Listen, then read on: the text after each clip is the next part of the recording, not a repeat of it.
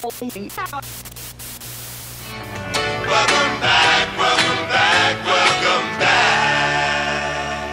Welcome back. Welcome back. Welcome, welcome, welcome, welcome back. Welcome back.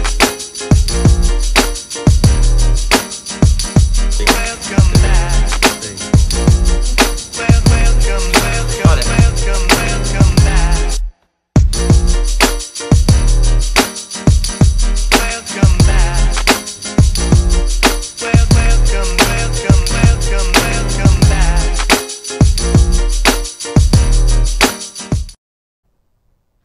Welcome, welcome, welcome, welcome back. Welcome back, Zachary High. I'm Kellen Ridgely. And I'm Tiana Portery, and you're watching WZHS. We hope you enjoyed your fall break, but it's time to get back to work.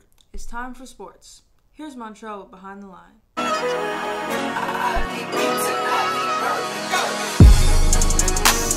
What's up, Zachary High? I'm Montreal Gaston, and you're watching Behind the Line with WZHS.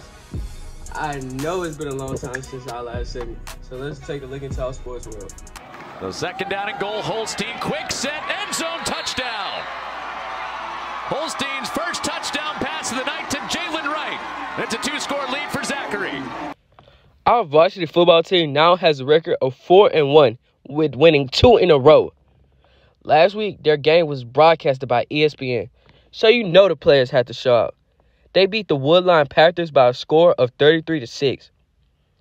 Junior class running back Cameron Thomas put up a stifling 86 yards and 2 touchdowns.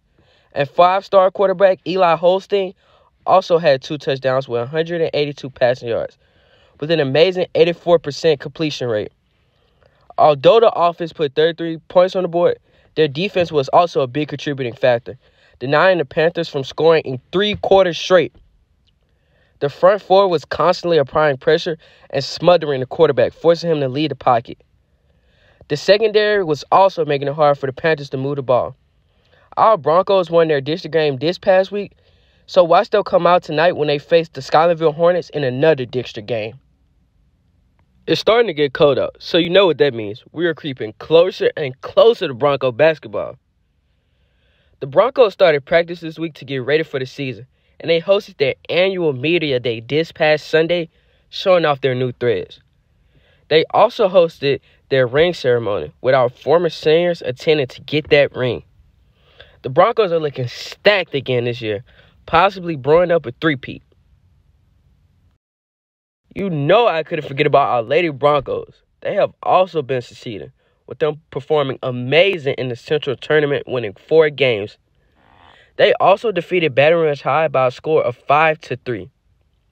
Come support them tomorrow as they play John Curtis and Live Oak. The cross-country team also has been working hard, with them having multiple players qualifying for state. And the swim team is right alongside of them when they constantly show out their speed at their meets. They now also have multiple swimmers qualifying for the state.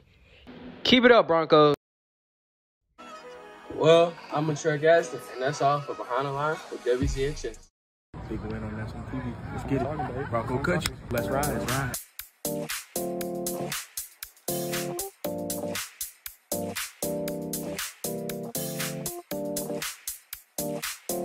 What's up, Zachary High? I'm Michaela Washington. I'm Cameron Houston. And this is Globetrotter, where we travel around the world and explore news.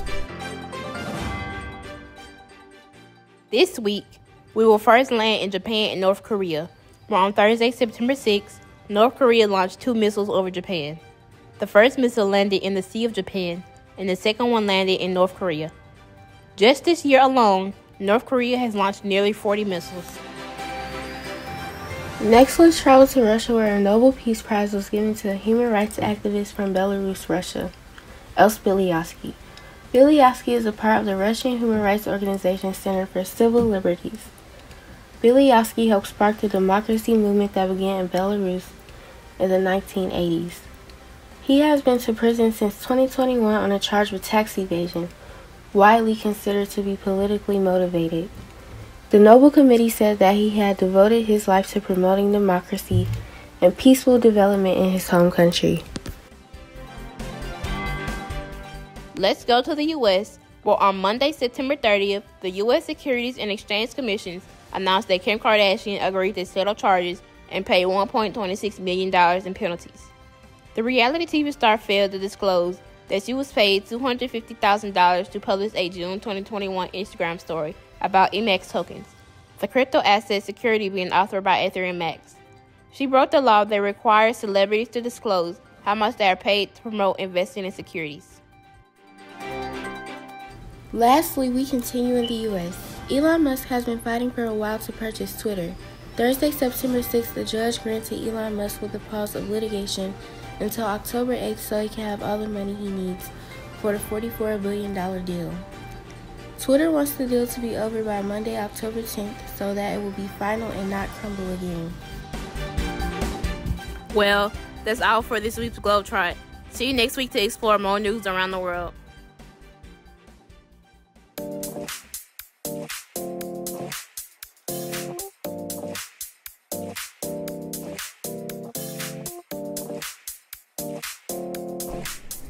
So today we are having the LSU choir director. She's over all of the choirs. Her name is Dr. Rowe, and she is working with the ZHS choir to help them improve on their vocal techniques, their performance etiquette, and she's going to take what they have been learning since August and make it sound amazing. This is a learning experience for the kids and for myself because we are having our professor. She was my old professor at LSU. She's coming to work with students on their solo singing, and it's an amazing experience. We are so fortunate to have them.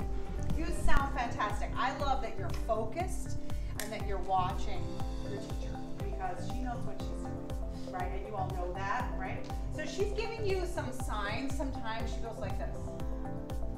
Somebody raise your hand. Tell me what that means. Open, right? Open, drop the jaw, create sound. What else? Excellent. Good. What else? Yeah. Oh, rounded vowels. Excellent. Why do you think your teacher wants rounded vowels? So they can understand the words, right? And we can enunciate, absolutely. Why else? An overall better sound. So we're out here throwing balls, working on physics. So they're throwing the ball at 3 different angles, and what we're trying to find is that gravity affects just the y velocity, and it has no effect on your x velocity. So if we can throw the ball at 3 different angles, a high angle, a medium angle, and a low angle, what we'll find is that the more y velocity you give that ball, the longer it's going to be in the air, and then the faster it's going to hit the ground at, right? But the lower you throw it, less time in the air, it's going to get there quicker.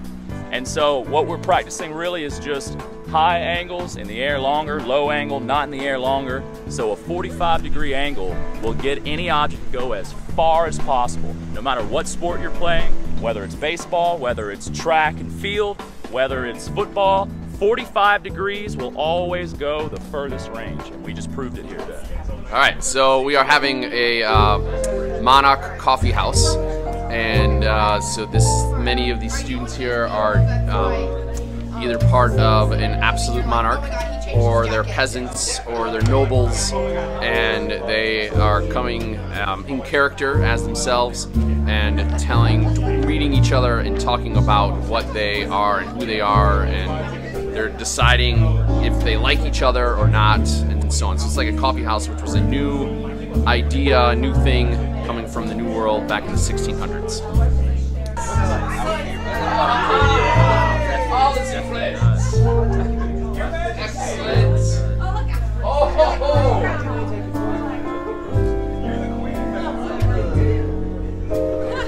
Welcome to the Louis XIV, the coffee house.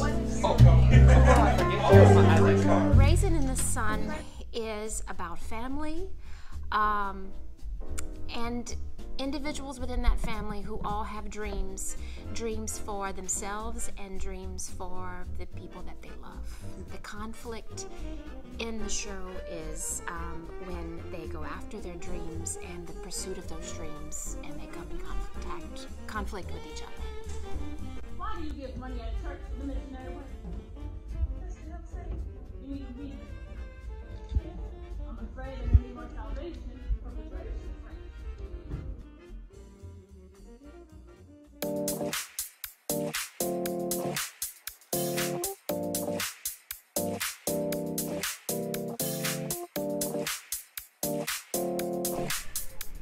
Well, Broncos, it's been fun.